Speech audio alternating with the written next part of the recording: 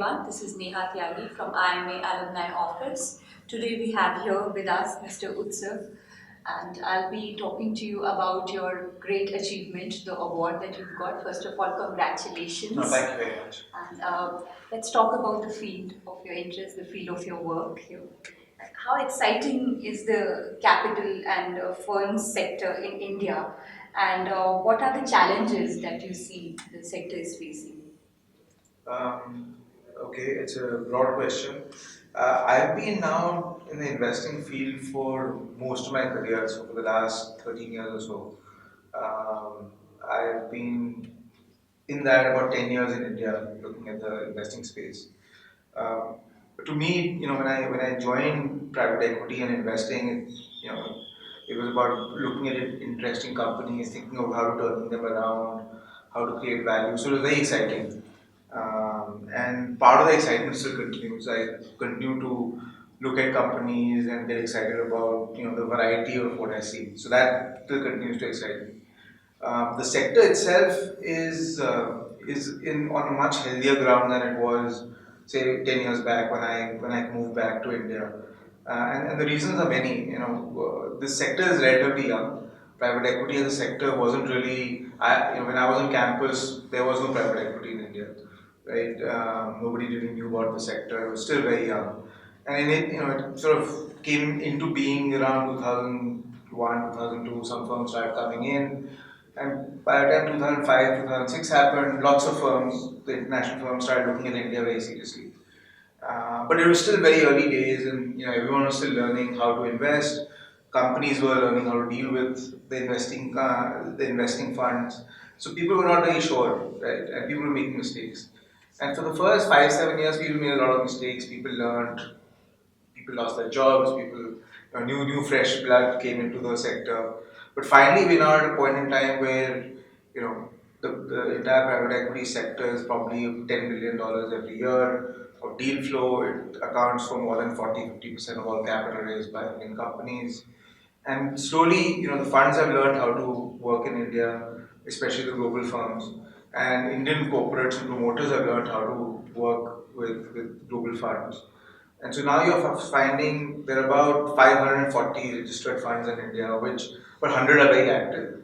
And the really big guys are actually making a lot of money. We did some analysis a year back, which showed that of the top 10 global funds in the world who are in India, they've made about a $15 billion profit cumulatively over the last 5-10 years. So there's serious money being made in India, and that's why more and more people are getting interested in the Indian private equity sector. So it's very exciting. The challenges are Indian challenges because India goes 2 steps forward, 1 step back always. And the government always tries to make it harder for you. Every time you think it's going right, something happens. So recently, for example, they changed the rules by which foreign investors can invest in certain instruments. That suddenly has created a lot of chaos in the sector. There's always changing rules in terms of whether you can exit companies, invest in companies, with certain instruments. So, despite all the rhetoric of ease of doing business, it's not actually very easy to do business in India still. So that continues. That's the sort of constant challenge. And of course, India also throws up other interesting challenges. Your license gets cancelled, your whole block gets cancelled, you don't get permissions in time, environmental ministry holds up, expansion of plants. So, that's I think the real challenge of investing in India, but it's also actually the fun part of investing in India. Because you When still chose India. I still chose India, right? So when in the US, for example, you can get sales of 7-Up by zip code, by SKU size, right? You have that much data. In India, we've just invested in the largest Pepsi bottler in India, and we don't really know exactly how much Pepsi gets sold in all of India. The data is still not fully accurate on a month-on-month basis. Versus in the US, you can get it by zip code, so data is amazing in the US. So there's nothing much reliable here, which makes it more fun. So it's a little bit more exciting, but I think overall the sector is very healthy, and I think for the next 5-10 years, I don't see any major challenges because again, as compared to other countries, India is in a good spot. And eventually, if growth is there and stability of earning growth is there, then capital will flow.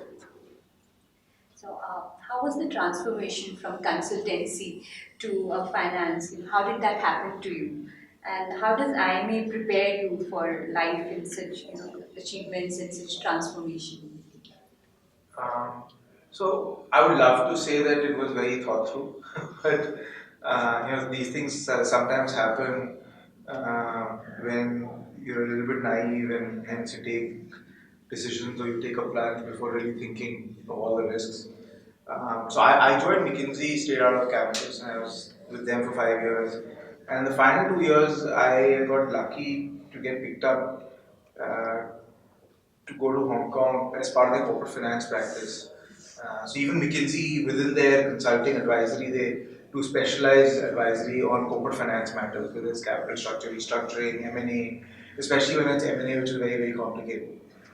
So the India office really wanted to build that skill in India.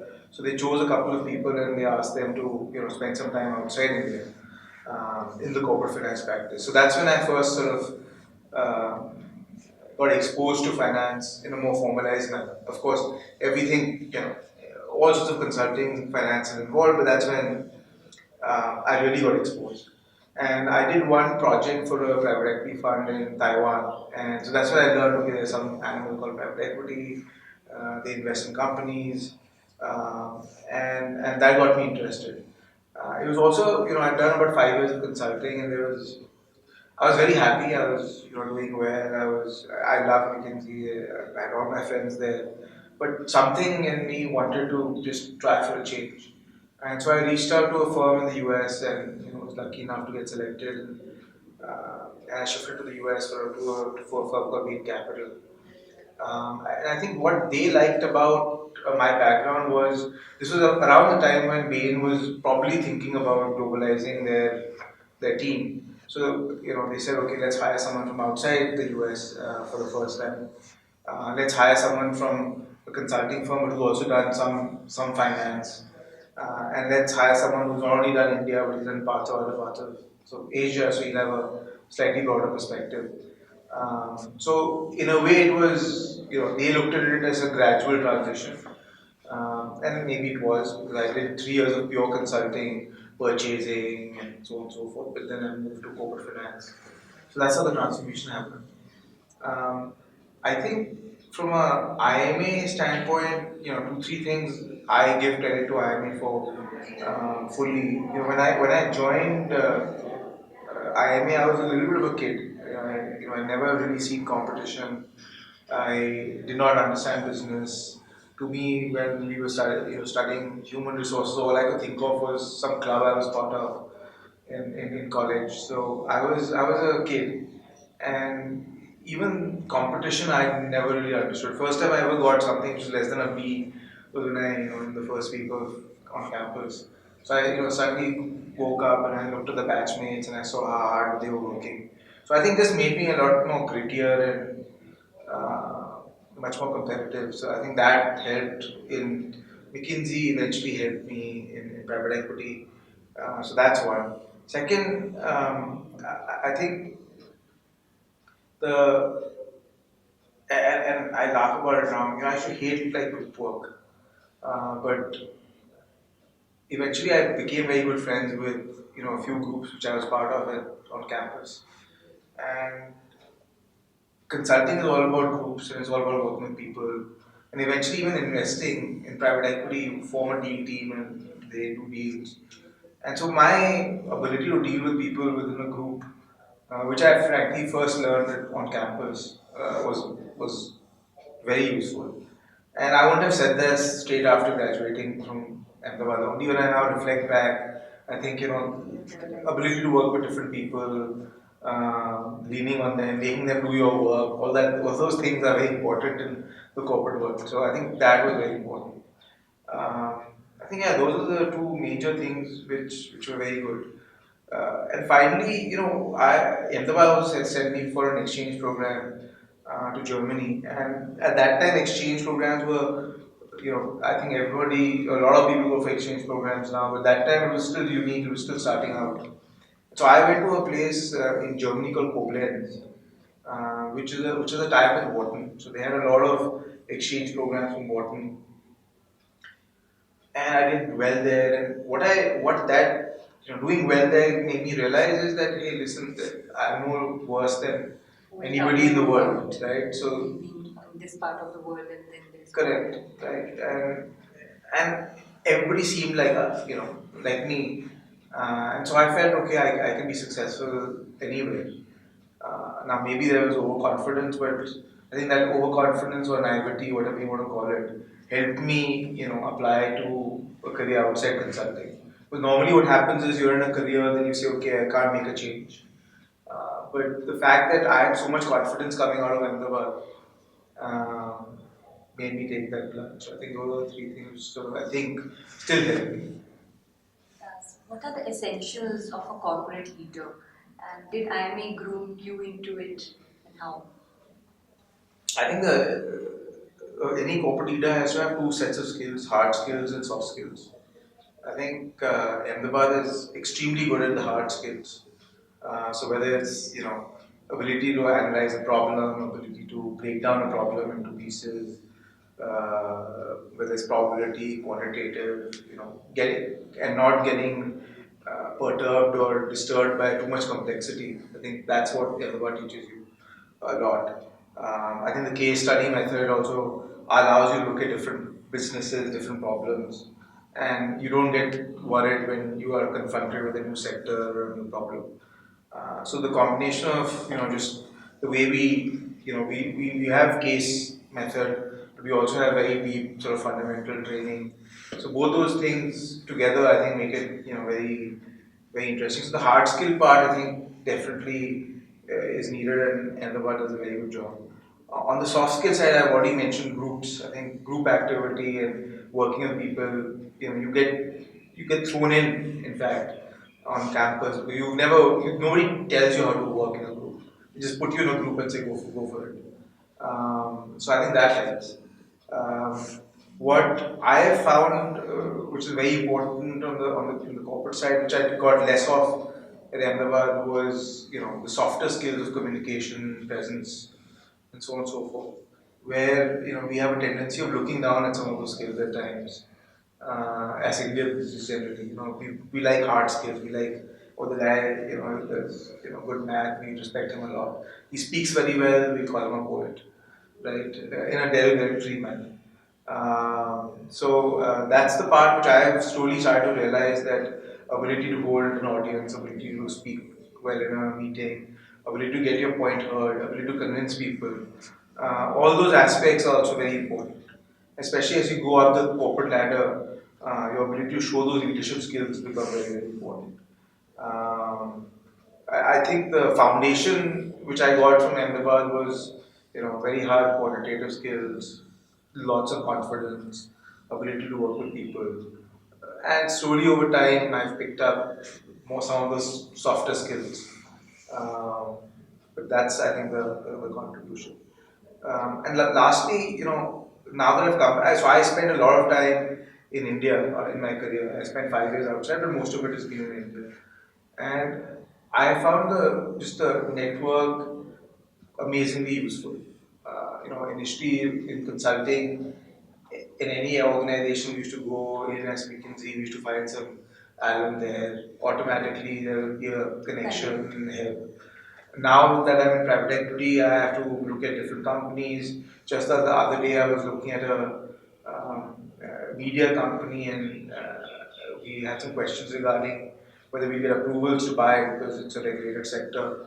And I have realized that the Secretary of Information Broadcasting is IIM graduate, right? So, and that's how I got introduced to it. So, it's been pretty incredible. I've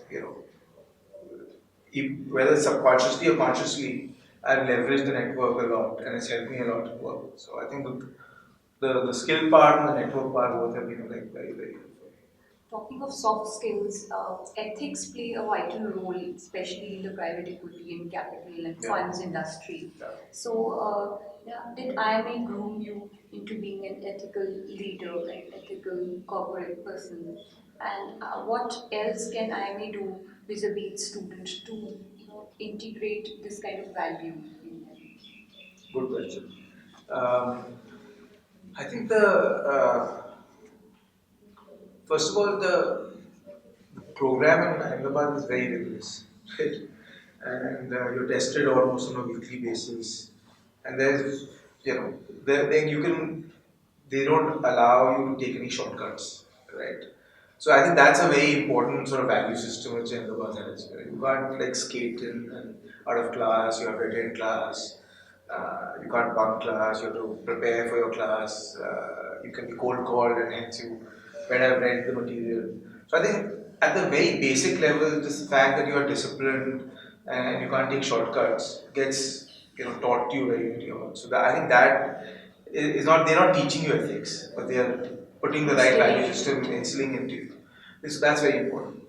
We used to have some classes on ethics, and obviously, when you get exposed to some thoughts classes, whether it's going back to the historical philosophy books which we were, Professor Manikiti made us talk about, all those things make a difference. But I think the culture of the place was more important to me than the classroom training. So that's one. The second thing, which is very interesting, which is an episode which happened, is we actually had an ethics class in our final term, and we had to write a book report at the end of it. And I graduated. I was waiting for the graduation ceremony, and I got a call from campus saying, we have looked at your ethics paper, and did you your book report, and did you use someone else's book report and did you copy it?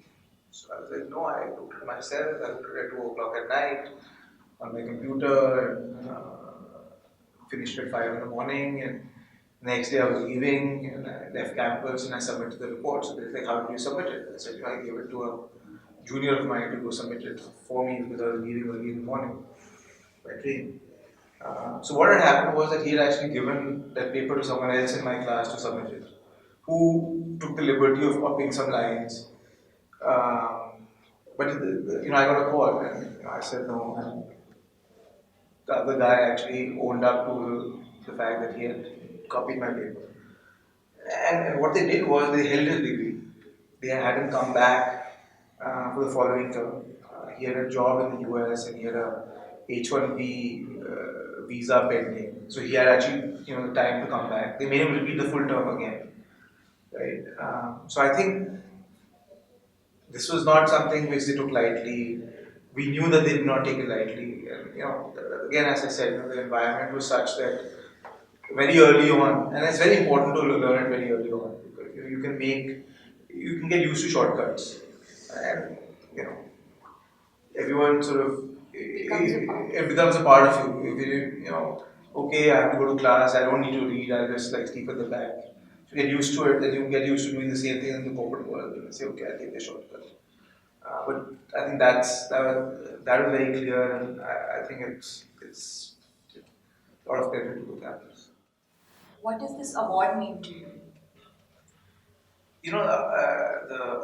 The value of an award is always proportionate to who's giving it to you, and the fact that it's coming from Ahmedabad means a lot. I think it stands for as a Institute of Excellence. The fact that I learned so much, I sort of started my career here in a way, means a lot. So I'm like absolutely humbled and delighted that I got the award from Ahmedabad. Uh, I've now worked for, so today is exactly 20 years from the day I started, right? So today is exactly 20, by to the day. And when I joined MBA, my thought was, okay, I'm going to retire by the time I'm 40. So I'm not retired, I'm still like working. But in a way, this award tells me, okay, you've done a good job so far, and carry on for another 20 years. So this is, in a way, it's fantastic. Thank you so much. Thank you. It was amazing talking. Yeah, likewise. Thank you.